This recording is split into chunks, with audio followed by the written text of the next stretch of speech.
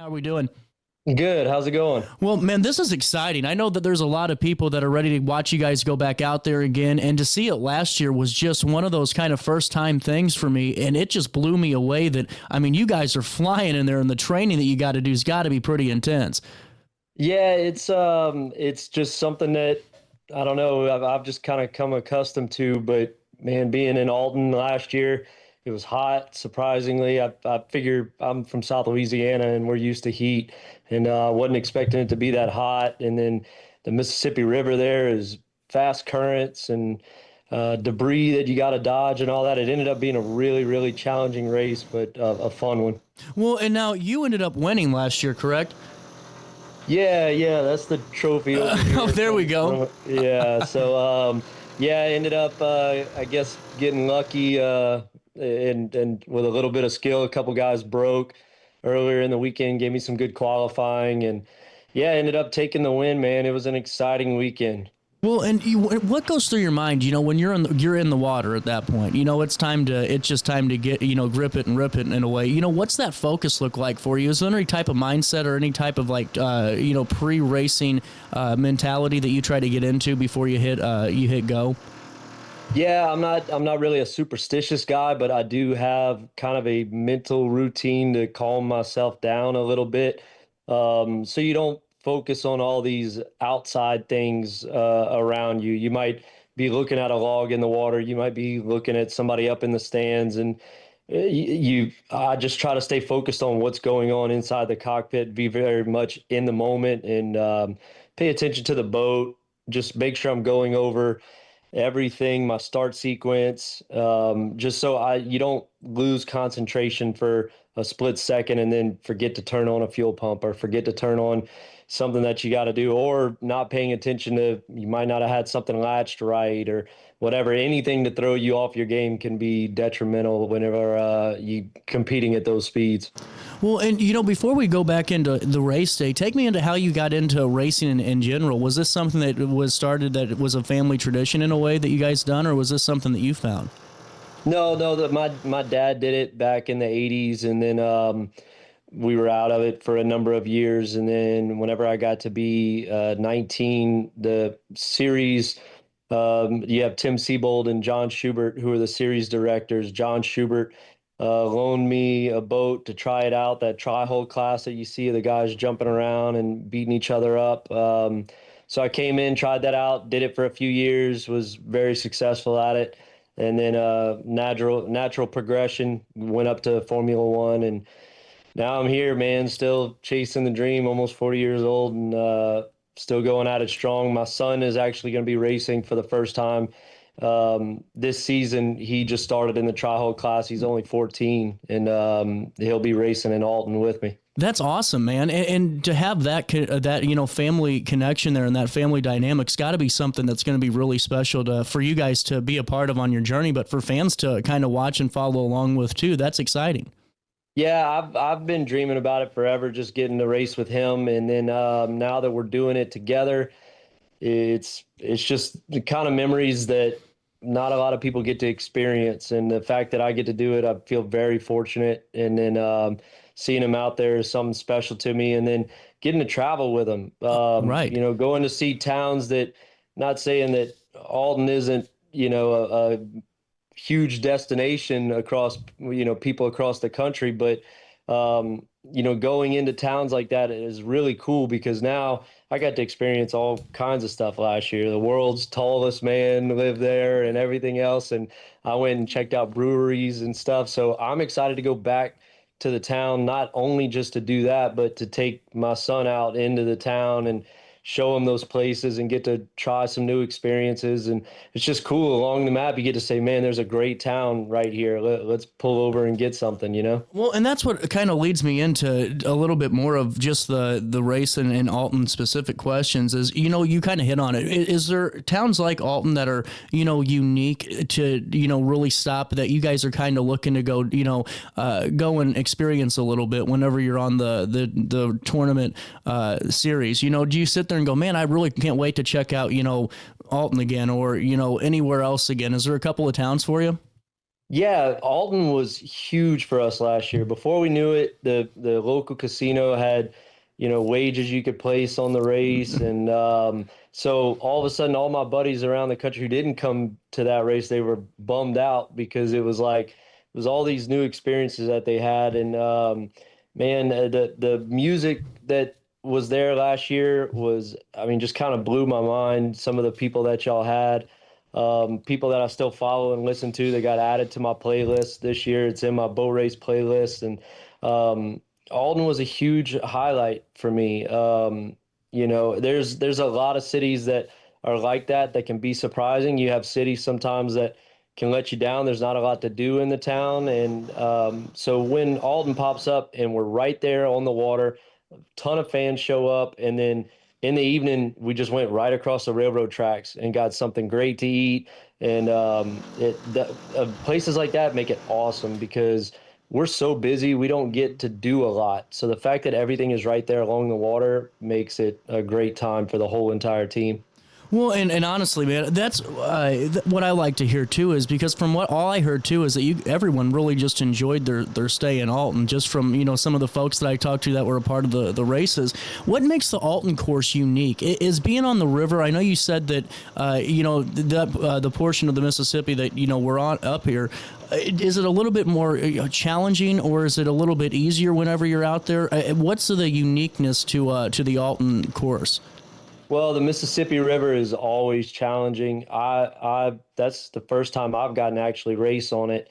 The current is ripping, so that's something that just is always unsettling. It makes the boat a little unpredictable whenever you have to go into turns where water's pushing at that speed. Hopefully this year a little bit less debris in the water, but it doesn't matter. We're still going to put on a show no matter what.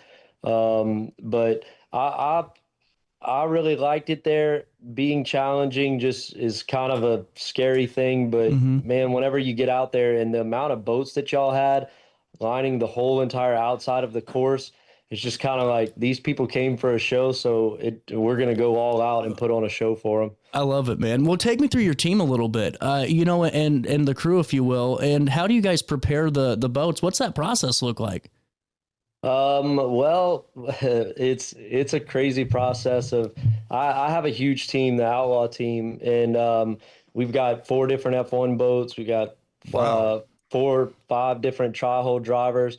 It's all based out of Richmond, Texas. I'm down in South Louisiana, but it's about a 4 or 5 hour drive for me to go over to the team's site there and work on stuff. But it's kind of chaotic, man. It's everybody's having to help each other because these aren't teams with a huge staff or anything like that. This is kind of guys that all have to help each other out to get onto the course. And so we just found that having a bigger number of teams and having more drivers on the team just in a weird way has helped us out to have more hands to help and bring more people in. But yeah, you got to rely on family members, you got to rely on friends, and we're doing really well in the series this year. Our team is 1-2 right now in the points.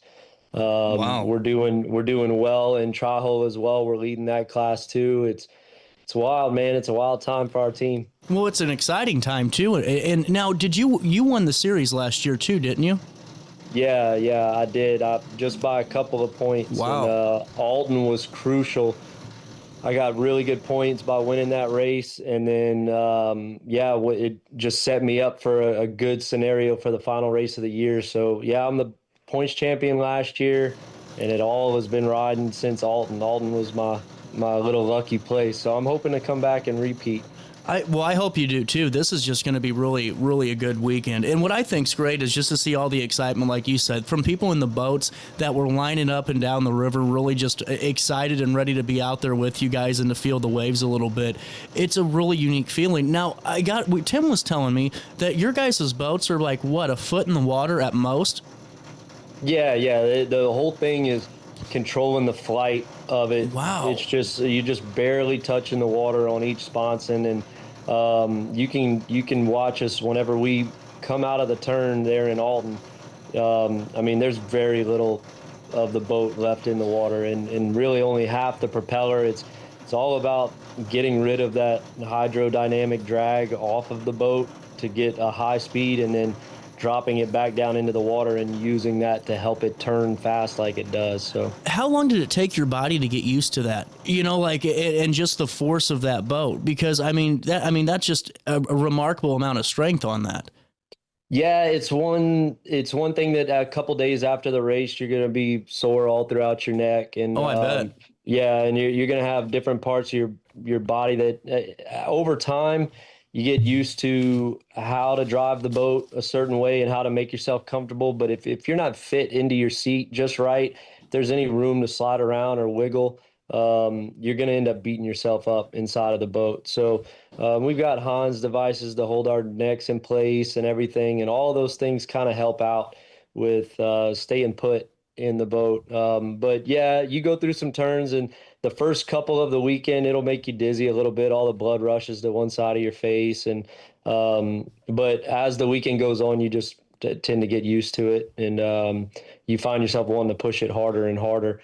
But yeah, it's a weird thing to talk about and try to help people to understand what it feels like. It's like nothing else. Well, and that's what I was kind of wanting to get at too when it comes to watching the races in person, because I've seen the feeds and they're great, you know, the great shots and they're really cool to watch.